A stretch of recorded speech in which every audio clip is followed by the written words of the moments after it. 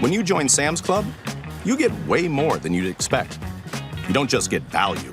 You get insider tips from fellow members. You don't just pick up a pizza. You actually vote on its toppings. Bacon crumbles. You don't just visit the club, because with the Sam's Club app, everywhere can be the club. You don't just shop the latest finds. You find your people. And at the end of the day, isn't that what it's all about? Come join us. Sam's Club.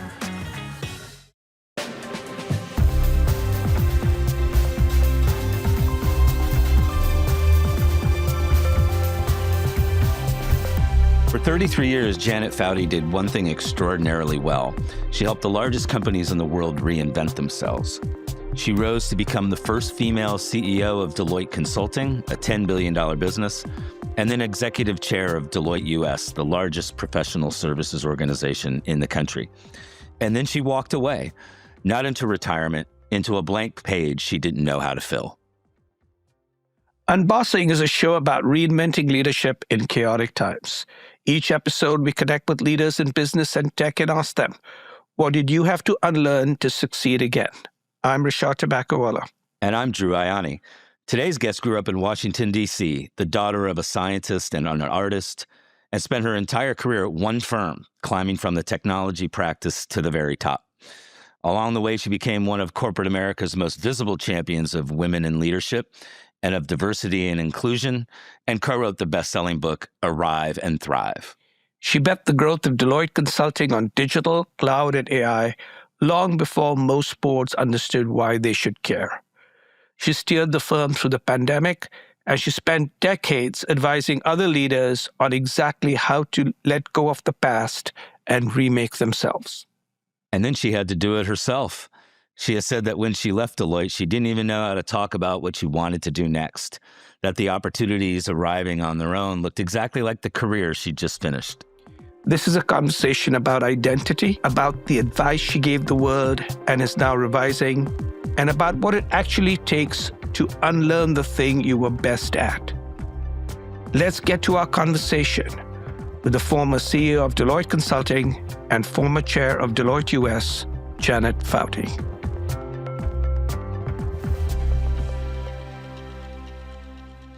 So, Janet, you spent 33 years at Deloitte. Yes. So I joined in the consulting business right out of school, intending to do a couple of years and then figure out what a real job looked like. I quickly found that enterprise technology was where sort of all the interesting action was. I was working in financial services in the derivatives markets, and what technology could do to apply to help those businesses totally transform caught my fancy early in my career. And then I kept a pretty strong technology through line throughout. I was always pretty good at the people side of the business, and Deloitte as professional services firm is people-centric business at its core. So outside of my client consulting work, I always sort of had side hustles in and around helping with recruiting and community and culture. And so that all led me to my first sort of baby P&L, which I did alongside my client service work. It was pretty hilarious. I was working on a trading desk on Wall Street and was also trying to do sort of P&L and people management on the side. So you can imagine in the days before cell phones were as ubiquitous, trying to find a place to deal with a complex HR issue in the midst of a loud trading desk. And then had the opportunity to jump in and lead a wide variety of businesses. I led the government business in Washington, D.C. for a handful of years, Deloitte Consulting, and then I finished overall elected by my partners to chair the firm for my last 4 years. And then, Janet, you decided to walk away. Tell us what that felt like and what it is now after 33 years to be just Janet. It was actually it's going to sound strange, it was actually a pretty easy decision to make. I'd finished in this incredible role elected by my partners, did that role for 4 years, and then I had this. It wasn't even like an idea. It was just the natural, organic thing. Frankly, after many of my roles, I thought, well, when this role is done, I'm not sure what else is for me here, so I will then go figure out what life outside Deloitte looked like. Well, once I was the chair, very hard in such a large partnership to sort of tuck yourself away and lead a client. once you've been in a role that is so visible and has so much breadth. So I figured I have a good another 30 years, so I might as well rip off the proverbial Band-Aid and step outside of the four walls of Deloitte and start to figure out what's next. To your point about Janet versus Janet at Deloitte, I would say that's been a bit more graceful because my brand, especially in this day and age when everything is so public and so visible online, my brand is still Janet, who's certain now I'm trying to move it to Janet, who had an incredibly privileged life at Deloitte and is now something different, but it's still very intersected with Deloitte. I'm 2.5 years past, for the first sets of months. I still spend a lot of time with the people that I love and mentor and invest and sponsor, of course. And I'm still a big cheerleader with Deloitte clients. But for the first year, I still got calls from clients, calls from partners to come help with work that was ongoing. And I had to be super careful because I did not have the authority to sign for the firm whatsoever, but tried to be helpful where I could. So I would say that transition has been a little more graceful than it might have been because my roots were so deeply intertwined with so many clients and so many people. And because I didn't jump to the next full-time thing immediately, I continued to create the space to have some threads through that I didn't have to sever sort of aggressively after 33 years. One of the things, Janet, or two of the things that you've done, one was every career has a midnight hour. The smart people leave at 5 to 12. So you leave before they ask you to leave, if that makes sense. Because sooner or later, we all get by a sell-by date, which is number one, which then allows it to be very graceful, if that makes sense, because sometimes it's less graceful. And second is what you did was you untied, you did not cut. Correct. Sort of you loosened. So on the first point, I was always in the place where I wanted to leave when I felt that I could continue on for a little more doing great work, but I didn't think it would be ad infinitum. And so for me, it was just such a clear sort of marking point to transition that I did feel really good about making that decision. And I said it was easy because I knew I wanted a big next chapter. It was hard when people were like, why don't you just stay and you could help with this set of clients? I said, okay, that sounds great. Until the first time when someone said, Janet Foutty said we should price this deal this way, or Janet Foutty said we should walk away from this. And they're like, that's interesting, but she does not call the shot. So that sort of keeping that mindset very strong made it very easy to walk away when everyone felt great. Yes. But I did loosen, and Deloitte made that very easy for me to do that gracefully. And now I'm at the point where 2.5 years later, it is with great fondness, and I still advise and coach some of my favorite humans who are still there. But I always tell them, I said, I am not in the tent. I don't know all the politics. I don't know all the market dynamics. I can be helpful to you as a human, but it is against a backdrop of my experience set, not being someone that knows every twist and turn of what's happening inside the four walls at Deloitte. One of the big learnings for me as I started having conversations about what was next was I assumed, because I knew exactly how decisions got made within the four walls of Deloitte after decades and, half serving clients full time and half leading the business and still being very client active. I just assumed, well, I know how decisions get made. And I quickly realized that I had no idea what conversations were happening in the boardroom of companies I was either advising or interested in working with, that what would seem so obvious and clear from me through my Deloitte lens could look very different in another organization. So that was a big aha moment for me in my early months. Now that you are, without sort of Deloitte, a couple of quick questions. Did you have to unlearn Deloitte for the second phase, which is sort of unlearn your career? And Is it possible to separate who we are from what we do? Huh.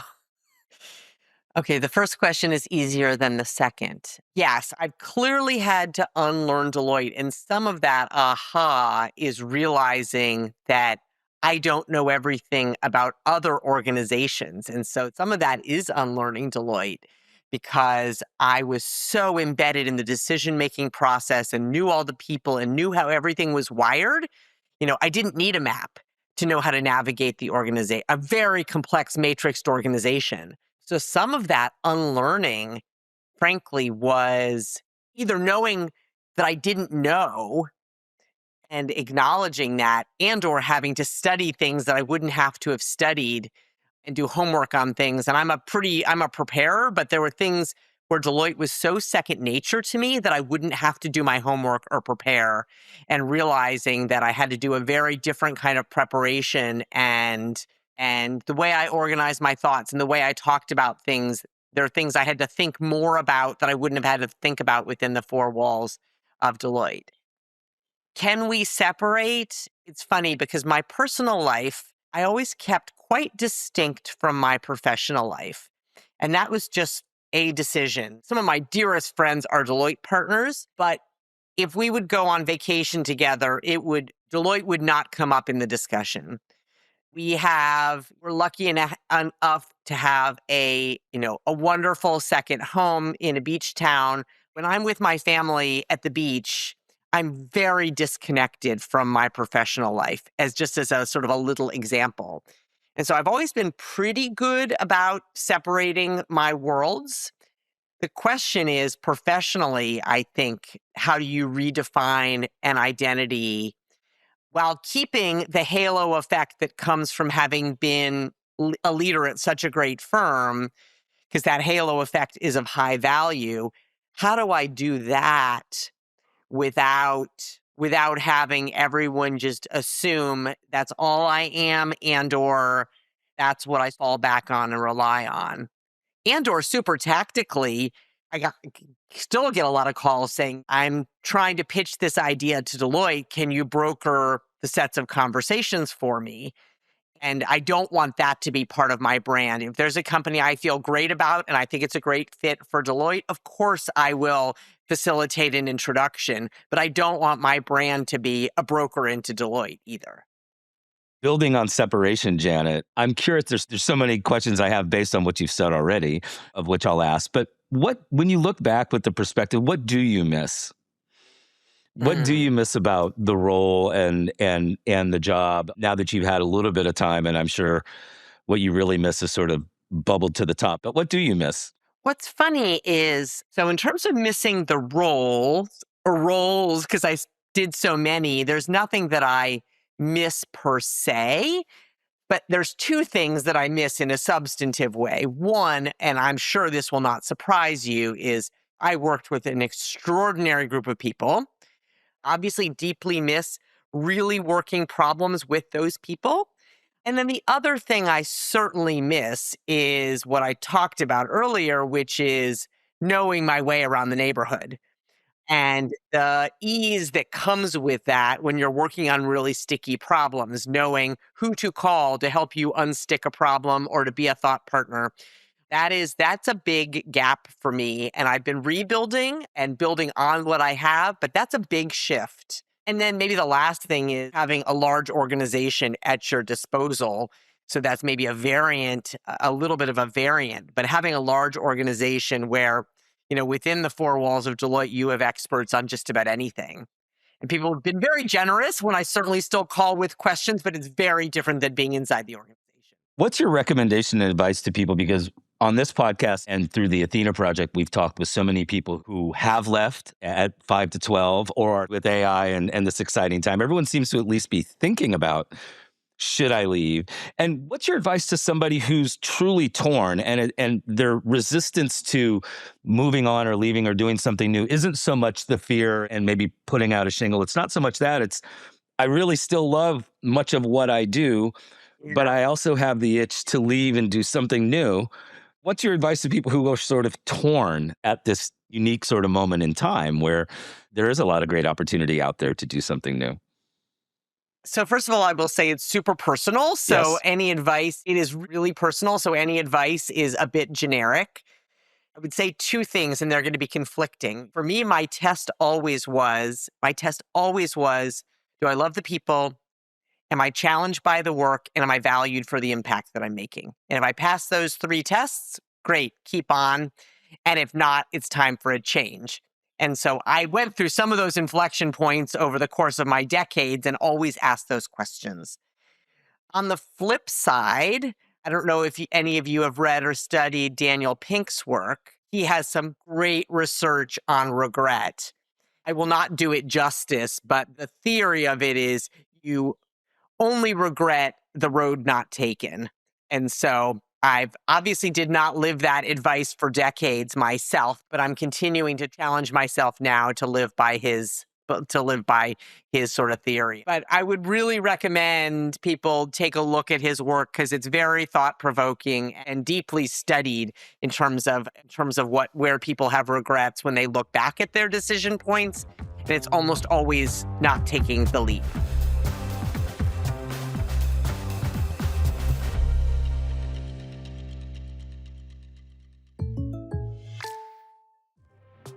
Having insurance isn't the same as having State Farm. It's like wanting to hear my take on unbossing and getting my advice on being bossy instead.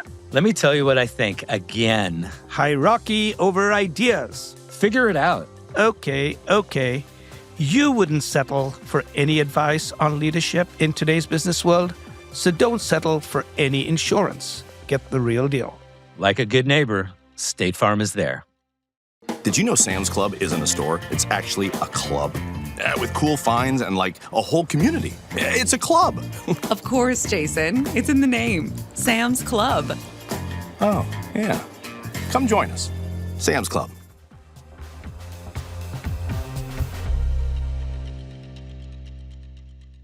I'd like to talk to you a little bit about the fact that while you stopped having a job, at least for a while, you did not stop working. And one of the things that you've been passionate about, both you've written a book and you spent a lot of time with, and you've mentioned, is women in leadership. What are you up to these days? What's Janet Foutty working on? What's she hoping to work on?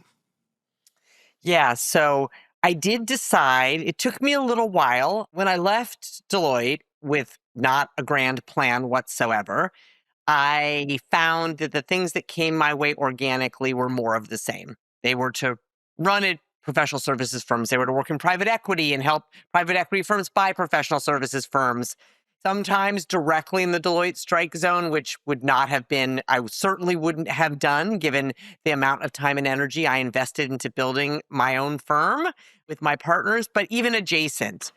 And so it took me a beat to figure out, and I'd written down some very generic criteria when I left of the things that mattered to me that frankly was so wide you could drive a truck through it and you could pretty much make any role in the universe fit into that criteria. So after about 9 months of getting close to the line on some opportunities and deciding they weren't the things I wanted to do because they were not unique enough and wouldn't push me, I didn't think enough, and frankly, I just weren't as interesting, I got to the place where I said, okay, where are the things where I really want to double down and have a differentiated impact?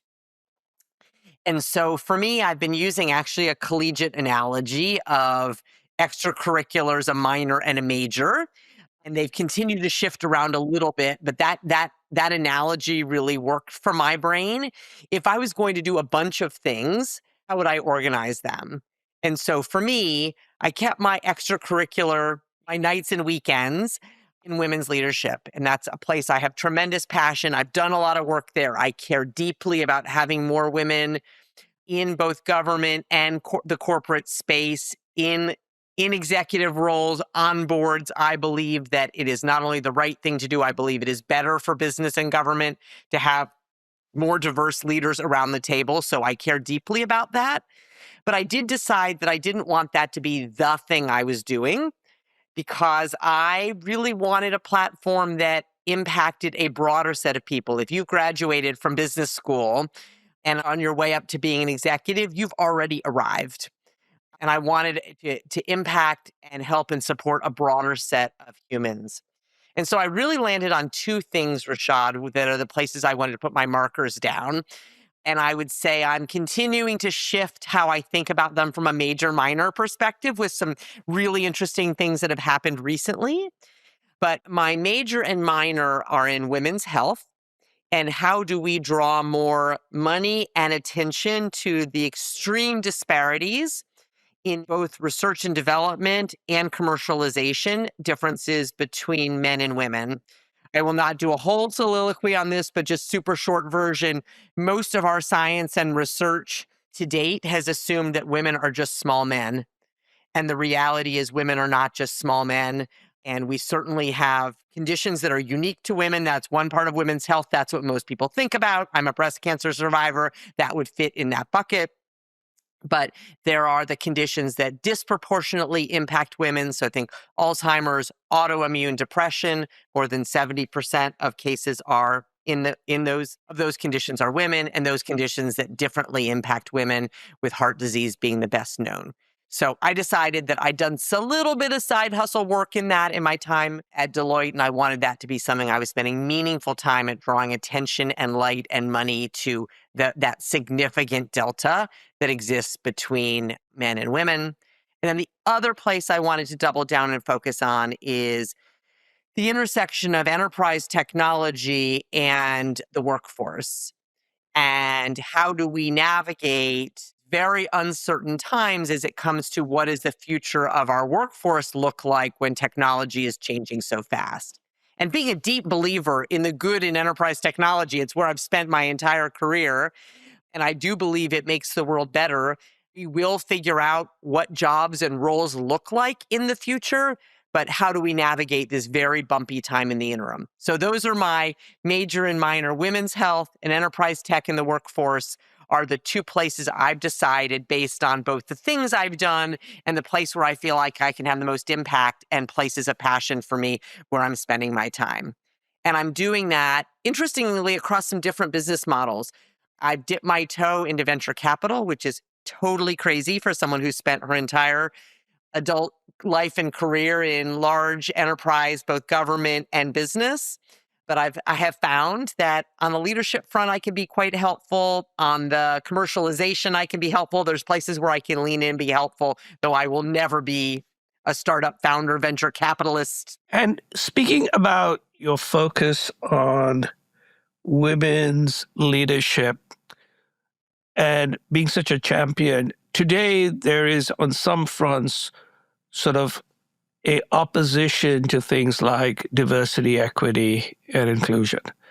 And one of our recent guests, David Kenny, his basic belief is diversity, equity, and inclusion is the best thing for meritocracy. It actually is pro-meritocracy and not anti-meritocracy. What do you think? I think he said it very well.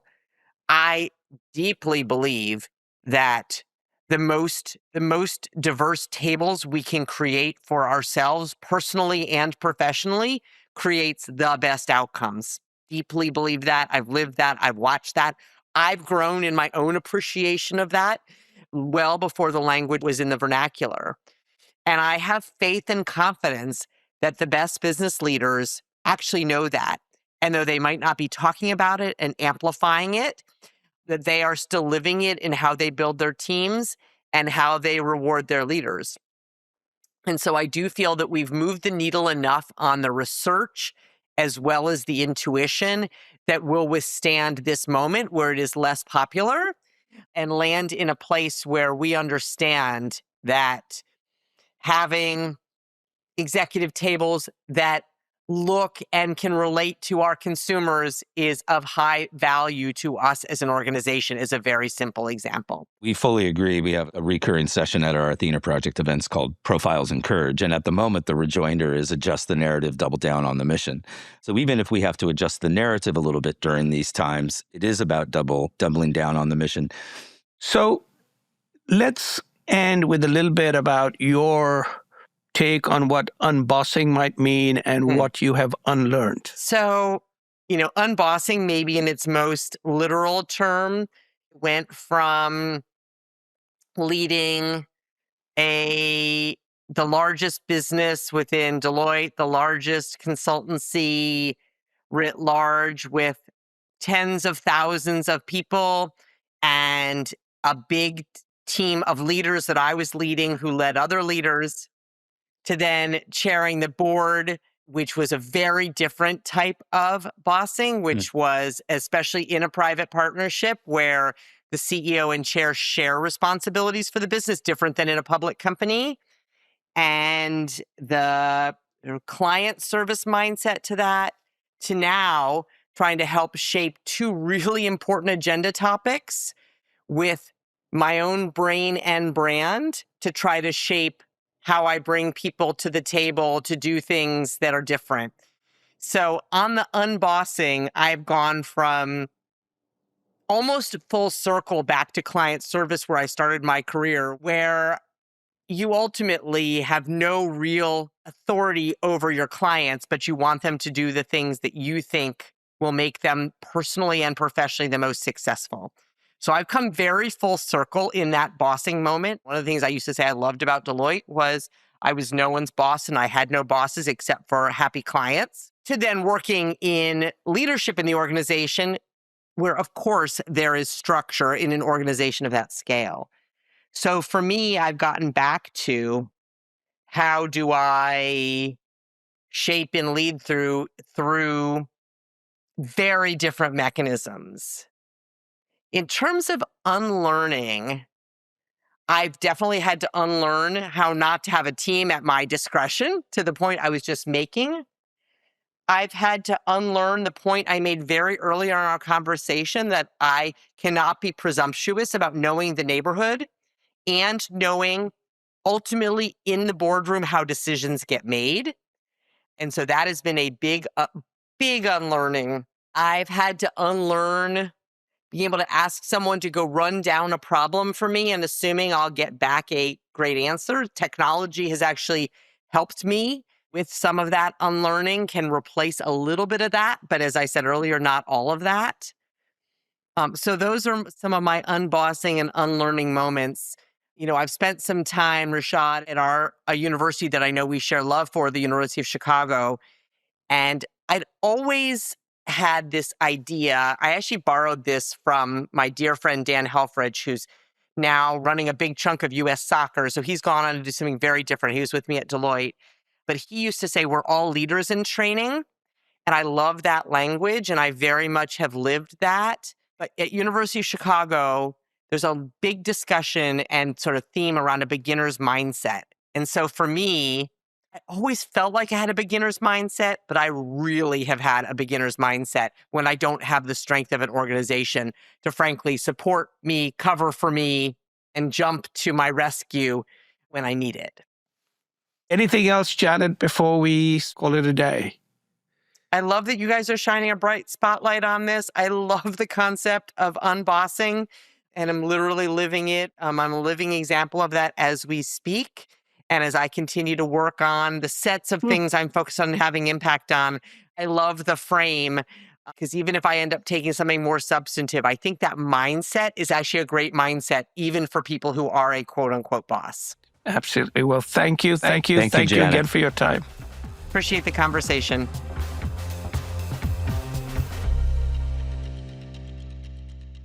Drew, that was pretty extraordinary what we learned from Janet. She covered everything from unlearning Deloitte, which was a key thing that she had to do, unlearning from being someone who worked at a large company to working by herself. Yeah, and it seems like the through line of so many of our conversations, Rishad, comes back to the people, respect, judgment. I love this through line and consistency. I also liked how she talked about we are all leaders in training, because I think that requires you to constantly be learning new things, unlearning old things. If you're always a leader in training, it's a little bit of both. And, you know, her unwavering commitment to purpose and values, whether it's DEI, whether it's women in leadership, and ensuring that both the organizations that she used to be a part of and intends to be a part of in the future, that this is going to be, you know, front and center for her. And if anything, she's doubling down on that. She also shared a couple of perspectives that made us rethink and therefore sort of unlearn certain things. So one is that a lot of women's health considers women to just be smaller men, Right. when they are actually different. And as a result, for instance, 70% of things like Alzheimer's and depression and heart disease happen to women versus men. So that, I think, is one big sort of unlock, which is a different way of looking at it. And then the other one is that she believes that, obviously, as someone who has worked with a lot of senior people, that despite what may be said about DEI, the fact that many leaders are keeping quiet does not mean they don't believe. They may not necessarily promote right now to stay on the right side of any administration, but almost every leader truly does believe, like as David Kenny and others have mentioned, that diversity allows for the best business outcomes. That's it for today's episode. If our conversation with Janet got you thinking about a title or an identity you've been holding on to a little too tightly, and whether it might be time to let go, take a moment to leave us a rating and a review. It helps more people find these conversations. Follow Unbossing on the iHeart app or wherever you get your podcasts. And if you're not already subscribed, this is a good time to start. We have more conversations like this one coming up this season, and those are ones you will not want to miss. The world is asking all of us to unlearn something. The question is whether we're brave enough to actually do it. I'm Drew Ianni. And I'm Rishad Tobaccowala. And this was Unbossing. See you next time.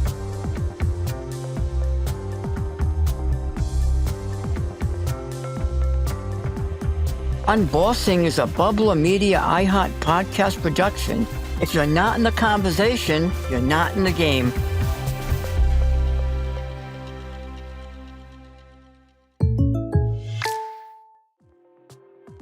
Having insurance isn't the same as having State Farm. It's like wanting to get advice on longevity in leadership, but instead getting generic retirement tips while on a cruise ship. It's certainly a different take on people who want to go places. You wouldn't settle for just any marketing podcast, so don't settle for any insurance. Get the real deal. Like a good neighbor, State Farm is there.